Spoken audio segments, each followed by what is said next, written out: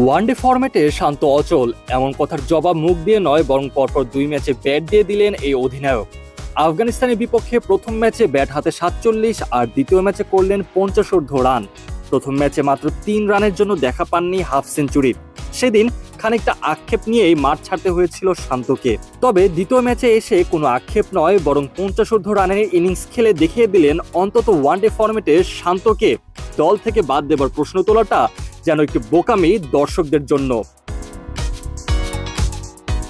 Test ও টি-20 ফরম্যাটে শান্তর ব্যাটে ধারাবাহিকভাবে রানের দেখা মেলে না, এবং কি এই দুই ফরম্যাটের রেস ওয়ানডে ফরম্যাটে এসেও পড়েছিল শান্তর উপর।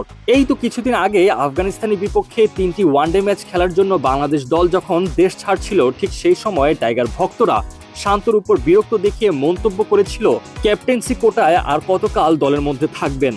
অথচ পরিসংখ্যান বলে ভিন্ন কথা। বাকি দুই ফরম্যাটে শান্ত ব্যাট হাতে ধারাবাহিক না হলেও ওয়ানডে ফরম্যাটে এই অধিনায়ক বেশ ধারাবাহিক।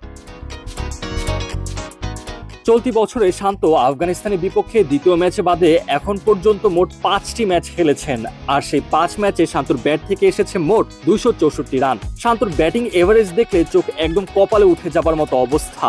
এই প্রতিবেদন করার আগ পর্যন্ত শান্তর ব্যাটিং গড় কাটায় কাটায় 88। এমন দুর্দান্ত পারফর্ম করার পরেও শান্তর ইনিংসগুলো ঢাকা পড়ে যায় শুধুমাত্র টেস্ট ও টি-20 ফরম্যাটে ধারাবাহিকভাবে রান করতে না পারায়। চলতি সিরিজে বাংলাদেশ দল এই মুহূর্তে বেশ চাপে আছে। একে তো আফগানিস্তানের বিপক্ষে প্রথম ওয়ানডে ম্যাচ হেরে গিয়েছে, যদি দ্বিতীয় ম্যাচও হেরে যায় তাহলে সিরিজ হার নিশ্চিত টাইগারদের। আর এই হার এড়ানোর জন্য দ্বিতীয় ম্যাচে জয়ের কোনো বিকল্প নেই, সেজন্যই দ্বিতীয় ম্যাচে শান্ত ব্যাট হাতে একদম অধিনায়ক সুলভ ইনিংস খেলছেন। শারজার উইকেটে টিকে থাকা যেন বেশ দুষ্কর হয়ে উঠেছে বাংলাদেশি ব্যাটারদের কাছে।